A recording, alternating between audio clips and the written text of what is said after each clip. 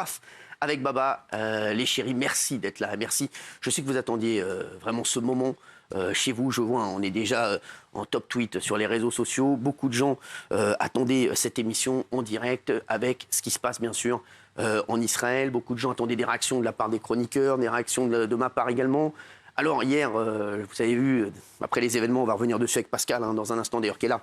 Parce que j'avais pris Benaïm pour Pascal, mais en fait Pascal est bien Pascal et Benaïm est bien Benaïm.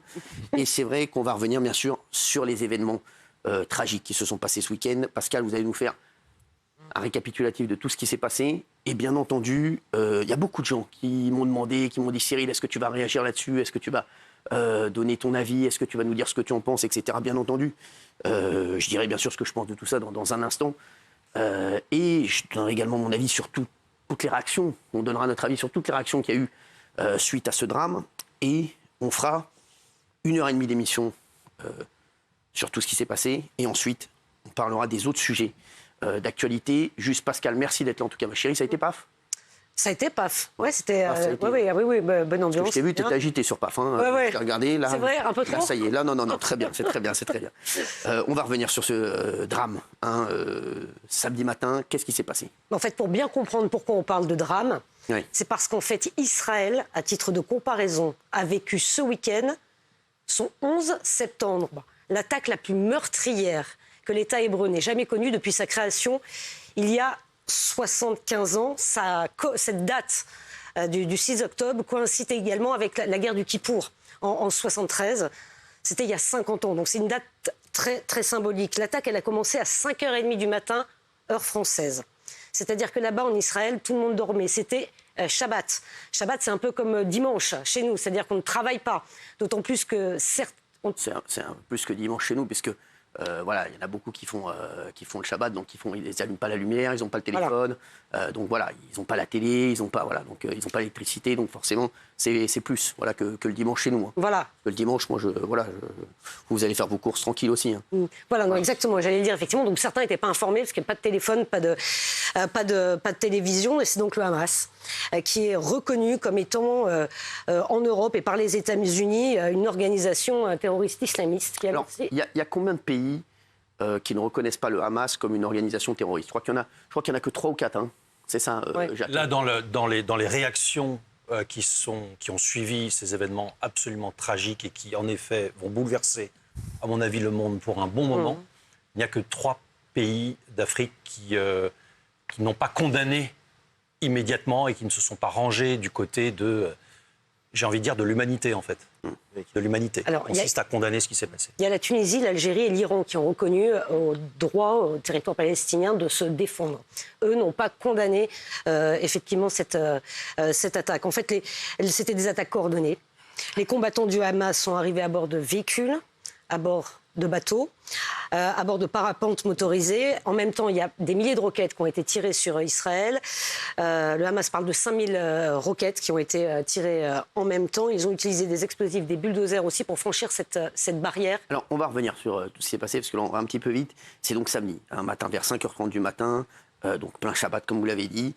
Des milliers de roquettes donc, sont lancées sur le pays. Et leurs combattants ont utilisé donc des explosifs et des bulldozers pour franchir la barrière qui sépare, on va dire, la bande de Gaza du territoire israélien. On va regarder une compile de tirs de missiles. C'était 5h30 du matin, et voilà ce qui se passait.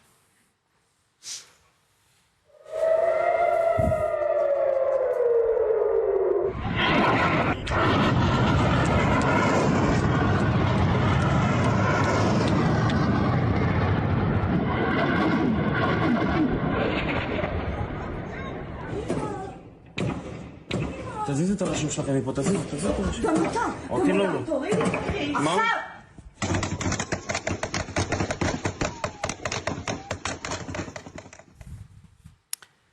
Donc ça, 5h30 du matin, Pascal.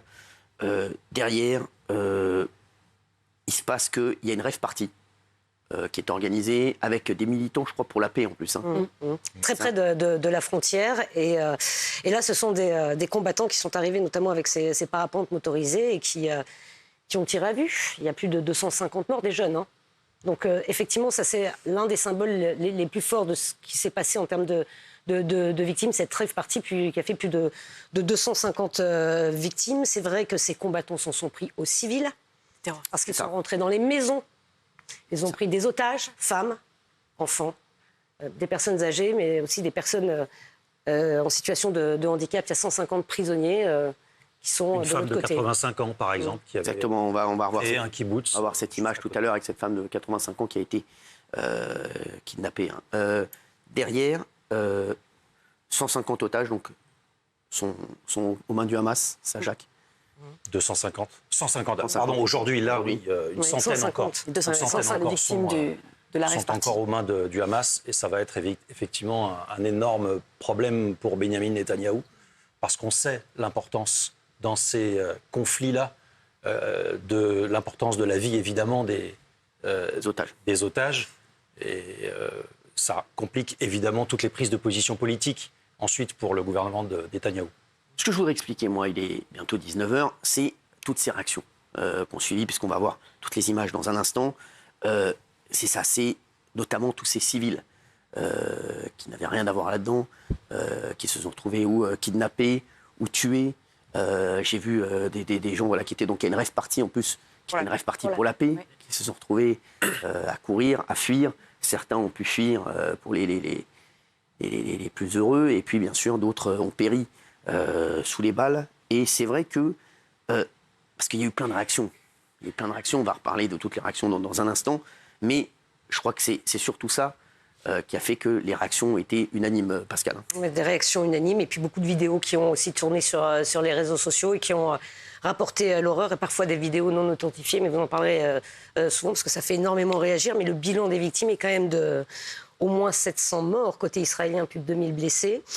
On a deux Français, de nos compatriotes également qui sont décédés. Et côté palestinien, parce qu'évidemment l'armée israélienne a répondu, on en est à près de 600 morts aussi côté palestinien, puisque Israël a officiellement déclaré la guerre dimanche officiellement au Hamas. Évidemment, Tsahal, puisque c'est le nom de l'armée israélienne, est intervenu dès le samedi, mais a déclaré la guerre. Donc dimanche, il y a des dizaines de milliers de soldats qui ont été appelés au sud d'Israël, puisque c'est par là qu'en fait que les combattants du Hamas sont entrés. Ils ont été déployés effectivement sur cette partie sud d'Israël, non seulement pour chasser les terroristes, parce qu'il y avait encore des terroristes. Rien ne garantissait que tous les terroristes avaient été maîtrisés. Donc ils sont partis combattre. Ils ont récupéré les localités, c'est ce qu'ils ont dit il y a quelques heures, l'armée israélienne, les localités qui avaient été attaquées sur le sud d'Israël. Et ils ont bombardé également Gaza la nuit dernière. Pour qu'on se rende bien compte, Gilles, j'aimerais que tu nous dises ce qui s'est passé. Ce qui s'est passé le samedi à 5h30, si on était en France, ce serait quoi ?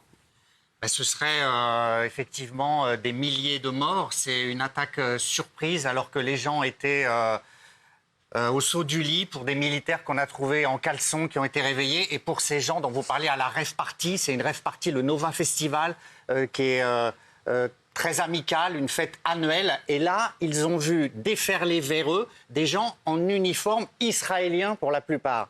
Donc, ils ont pensé que c'était l'armée d'Israël qui venait. Et en fait, les terroristes du Hamas, par dizaines ou par centaines, avaient des uniformes israéliens pour les surprendre. Et là, dans l'épouvante, le plus épouvantable dans ce drame, peut-être, c'est ces 260 personnes, parce qu'elles ont été fusillées comme ça. Ces jeunes ont été fusillés, tués, assassinés, alors qu'ils participaient à un festival. Je voudrais dire, moi, ces jeunes, ils font pas de politique, ces jeunes qui sont morts dans une rave party. Et je vais vous dire, il est même peu probable qu'ils aient voté pour tel ou tel gouvernement en Israël. C'était des jeunes qui voulaient juste faire la fête. Pour la plupart, en plus, c'était des défenseurs de la paix. Oui. Donc ça, voilà, parce que tout le monde nous a dit pourquoi ce tel retentissement. C'est aussi pour ça, pour ces images qu'on va voir là. Regardez.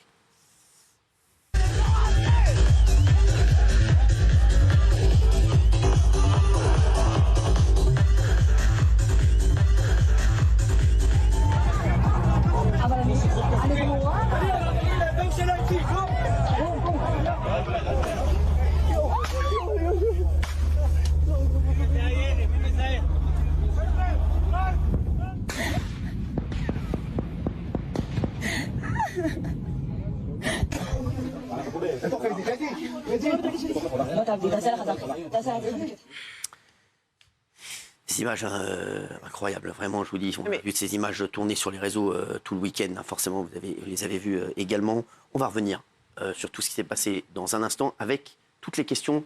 Et je vous le dis, on posera également les questions qui fâchent. Parce que, voilà, on est une émission un petit peu spéciale. On va poser aussi des questions qui fâchent. Je vous donnerai mon sentiment aussi sur tout ce que j'ai pu voir sur les réseaux sociaux, même me concernant, hein, bien entendu, hier. Et je vous donnerai mon sentiment aussi sur tout ce que je vois. Ces gens qui s'invectivent. Et le retentissement en France que je sens déjà arriver. Et vraiment, j'ai envie de vous dire plein de choses dans un instant parce que j'ai parlé avec Soraya il y a un instant, ma coiffeuse. Elle m'a dit, moi, je comprends rien de ce qui se passe. J'habite dans le 12e, je suis coiffeuse en France et j'ai l'impression que ça me retombe dessus. C'est pas con ce qu'elle m'a dit. Et on va parler de tout ça dans un instant. Et on va parler également des gens. Il y a des gens qui mettent le drapeau israélien sur les réseaux, qui se font menacer de mort. Il y a des mecs qui mettent le drapeau palestinien, qui se font menacer de mort. Et j'ai vu plein de gens hier, le drapeau israélien, les mecs mettent le drapeau israélien, ils se font menacer de mort. Aujourd'hui, c'est pas la solution. Je vous le dis, c'est pas la solution. Et je vais vous dire ce que je pense de tout ce que je vois sur les réseaux et toute cette haine qu'on voit sur les réseaux. Moi, aujourd'hui, vous le savez, j'ai toujours dit, je suis de confession juive, je parle toujours des fêtes juives, je parle toujours... mais pour moi, voilà, forcément, j'ai été très touché par ce qui s'est passé hier, et comme vous tous, comme tout le monde ici.